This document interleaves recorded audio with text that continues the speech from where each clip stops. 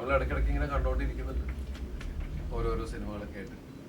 നിങ്ങൾ എങ്ങനത്തെ സിനിമകളാണ് എന്നുള്ളത് ജനമധ്യത്തിലേക്ക് എത്തിക്കുന്ന ആളുകളാണ് വലിയ സന്തോഷം.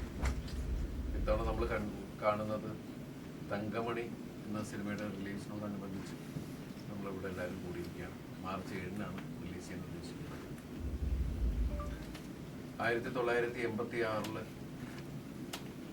സംഭവിച്ച തങ്കമണി സംഭവം കേരള സമൂഹത്തിൽ ഞെട്ടിച്ച ഒരു സംഭവം തന്നെയാണ്. അന്ന് ഒരു ഗവൺമെന്റിനെ താഴെ ഇറക്കുകയും പിന്നീട് പുതിയൊരു ഗവൺമെന്റ് ഉണ്ടാവുകയും ഒക്കെ ചെയ്ത ഒരു മനുഷ്യ സമൂഹത്തെ ഞെട്ടിപ്പിച്ചൊരു സംഭവം തന്നെയായിരുന്നു.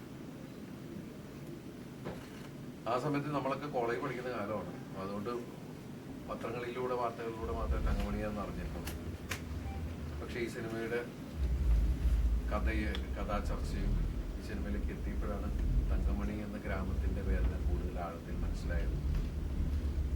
ഇതൊരു റിയൽ ഇൻസിഡന്റിനെ ബേസ് ചെയ്തുണ്ടാക്കിയ ഈ സിനിമ ഫിക്ഷനും കൂടി മിക്സ് ചെയ്തിട്ടുള്ളൊരു സിനിമ തന്നെയാണ്. 2 കാലഘട്ടമുണ്ട്. 2 കാലഘട്ടത്തിൽ അഭിനയിച്ചിരിക്കുന്ന കലാകാരന്മാരും കലാകാരികളുമാണ് ഇവിടെ ഇരിക്കുന്നത്. ഇതിലെല്ലാവരും നിങ്ങൾക്ക് പരിചയമുണ്ട്.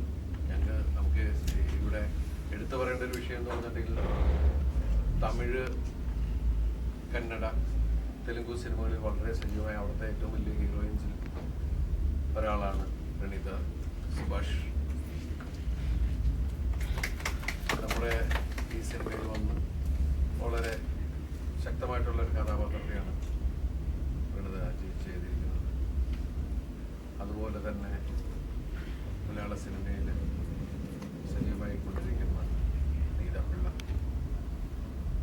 ഇതിൽ മറ്റൊരു കഥാപാത്രമാണ്.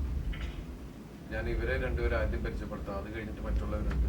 ഇതിൽ വളരെ എന്നോടുള്ള, എനിക്ക് പ്രത്യേകം അറിയാം, എന്നോടുള്ള ഇഷ്ടം കൊണ്ട് തന്നെയാണ് അജ്മൽ ഈ സിനിമയിൽ വന്ന് ഒരു പ്രധാന കഥാപാത്രം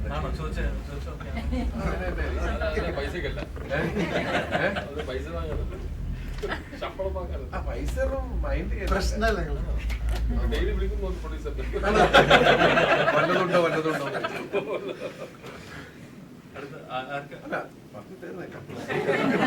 കിട്ടിയ ചാൻസ് അല്ല പോകളഞ്ഞില്ല. അപ്പൊ അജ്മല് ശരിക്കും പറഞ്ഞിട്ടുണ്ടെങ്കിൽ 2 കൺട്രീസിലാണ് ഞങ്ങൾ ഒരുമിച്ച് അഭിനയിച്ചത്.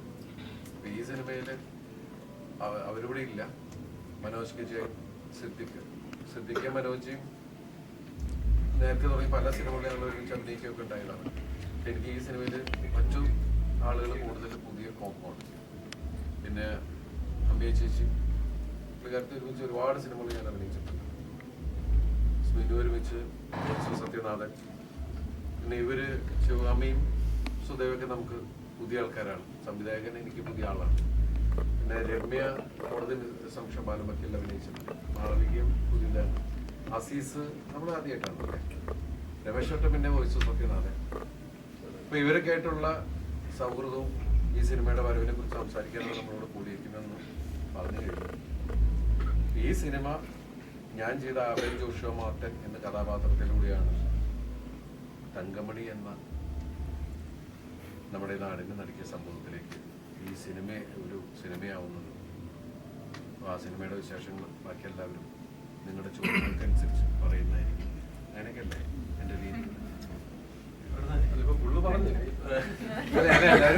ഇങ്ങനെയൊക്കെയാണ്.